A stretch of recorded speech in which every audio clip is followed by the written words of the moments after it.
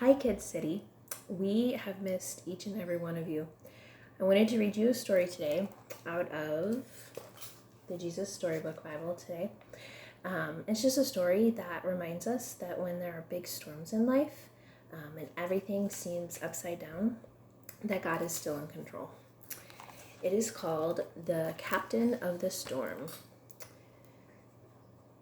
The sun was going down. The air was warm and still. Let's go across the lake, Jesus said to his friends. Jesus had been helping people all day, and now he was tired. So they left the crowds at the shore and set out in a small fishing boat. Jesus climbed into the boat to take a nap. As soon as his head touched the pillow, he fell fast asleep. It was a beautiful evening. A gentle breeze rustled the sails. The friends were chatting happily as they headed out into the middle of the lake. Everything was perfect, just right for a nice, quiet sail.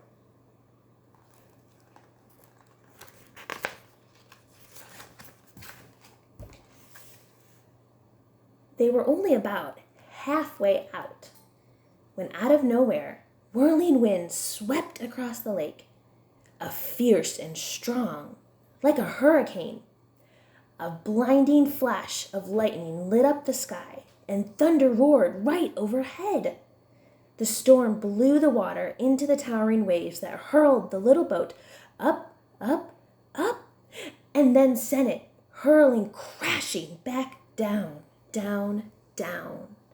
The fishing boat was blown and buffeted and tossed and turned, back and forth and up and down and left and right and round and around. And in the middle of the storm, Jesus was sleeping. Now, Jesus' friends had been fishermen all their lives, but in all their years of fishing on this lake, they had never once seen a storm like this one. No matter how hard they struggled with their ropes and their sails, they couldn't control their boat. This storm was too big for them. But the storm was not too big for Jesus. "Help!" they screamed. "Wake up! Quick! Jesus!" Jesus opened his eyes. "Save us! Rescue us!" they shrieked. "Don't you care?" Of course Jesus cared, and this was the very reason he had come, to rescue them and to save them. Jesus stood up and spoke to the storm. "Hush," he said. That's all. And the strangest thing happened. The wind and the waves recognized Jesus' voice. They had heard it before, of course. It was the same voice that made them in the very beginning. They listened to Jesus and they did what he said. Immediately, the wind stopped. The water calmed down. It glittered innocently in the moonlight and lapped quietly against the side of the boat, as if nothing had happened. The little boat bobbed gently up and down. There was a deep stillness and a great quiet all around. Then Jesus turned to his wind-torn friends.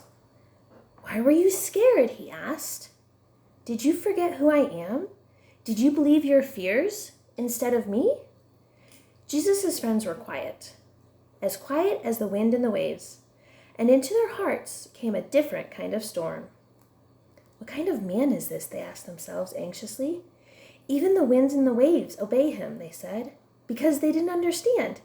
They didn't realize yet that Jesus was the Son of God. Jesus' friends had been so afraid they had only seen the big waves. They had forgotten that if Jesus was with them, then there is nothing to be afraid of, no matter how small their boat or how big the storm. Will you guys pray with me? Dear Jesus, thank you so much for Kids City and all of the kids in there, Father.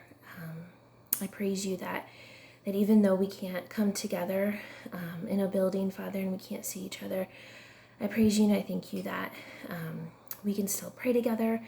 We can still pray for each other. And I thank you so much that we can still read a story together. Father, I just pray that you would be with each and every one of us, that you would comfort us. God, I just thank you for all of these children, Father, and I just pray that you would meet them where they are. In your name I pray. Amen.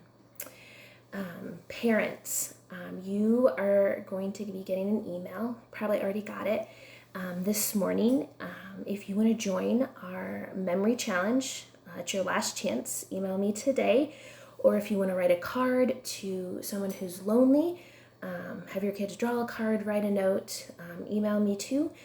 Also, we're going to be praying for families. So if you want to jump on board and start praying for each other and communicating that, shoot me a text, shoot me an email, give me a call, any of those. Last call for that. So in the email, there's also a few different resources that I found helpful. And if you guys are looking for anything in particular that's geared towards kids, activities, or educational, or anything else, let me know. There's a ton of free things right now for kids that usually cost. All right, guys, have a great Sunday.